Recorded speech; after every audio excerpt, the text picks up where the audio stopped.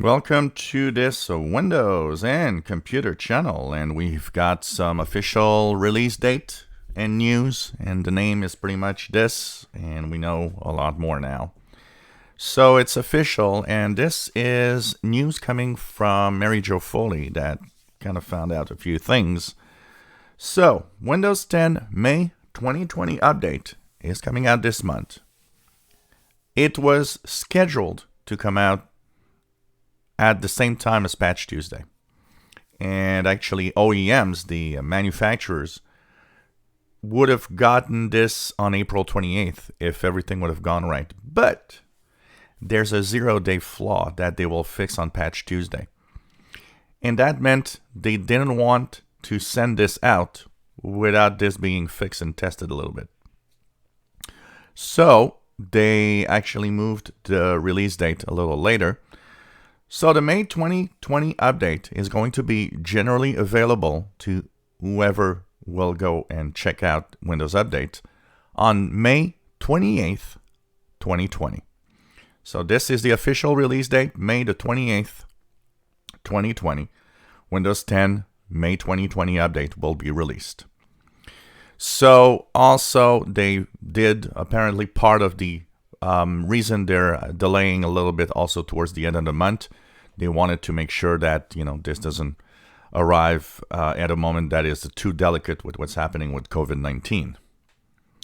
So it's official. We now know May 2020 update will be on May 28th, 2020. Once again, who will get this? At first, like every version, seekers, people that go to Windows Update and check out their updates. Of course, this is not going to be pushed on you. There's no problem there. It's going to be showing up as an optional feature update that if you don't click the download and install, it won't install unless you're at the end of the support of a version of Windows 10.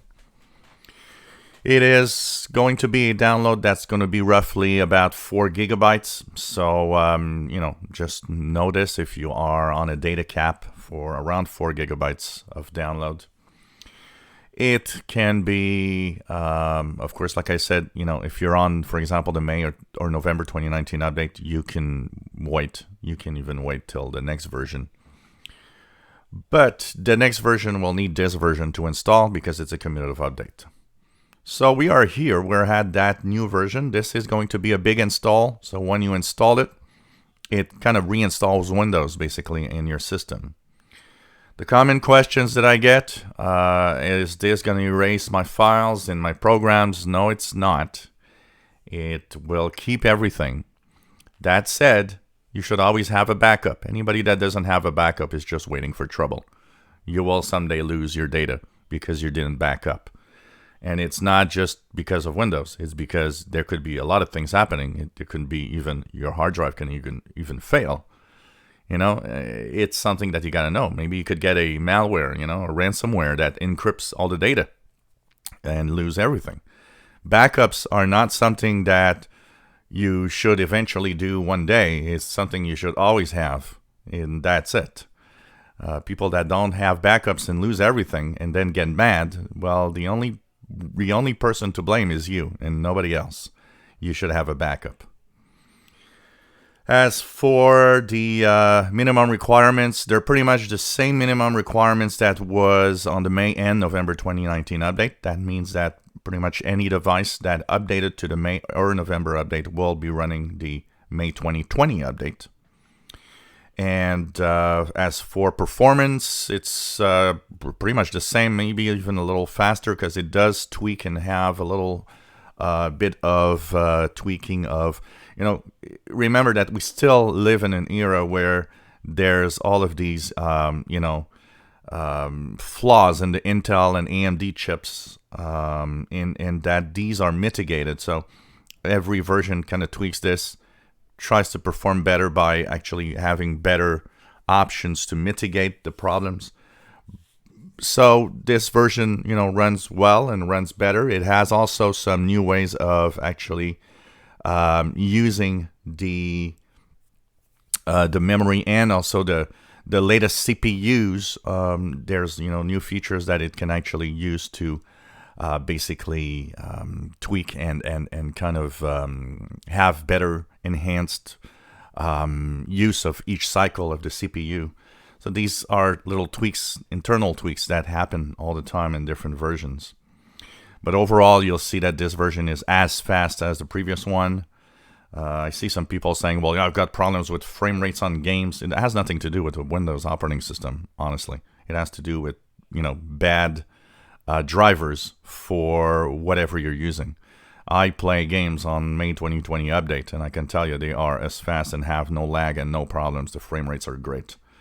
It's really, really more a problem with drivers than anything else most of the time. As for the rest, well, of course, you can check out all the different little videos that I posted. They all have a feature that I talk about that is new.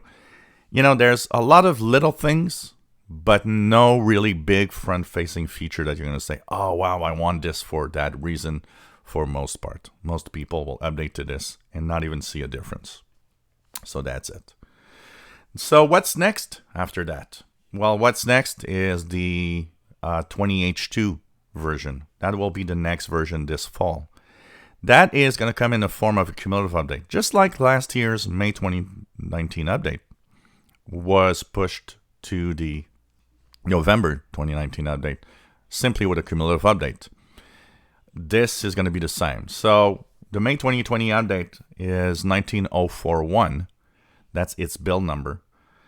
The October or November 2020 update will be 19042. Simply one number increment, and will have and share the same updates as the May 2020 update. So mark your calendars, May 28th, 2020. And last but not least, the best thing to do is to wait for it to be pushed. Don't force it. People that have the problems are most of the problems are the ones that force it rather than wait for it to appear. And remember, if it doesn't show up on Windows Update on May 28th, that also means that maybe your PC is not yet compatible. We should also on May 28th have an update of the media creation tool. That means on May 28th, you'll be able to actually download the image for the May 2020 update.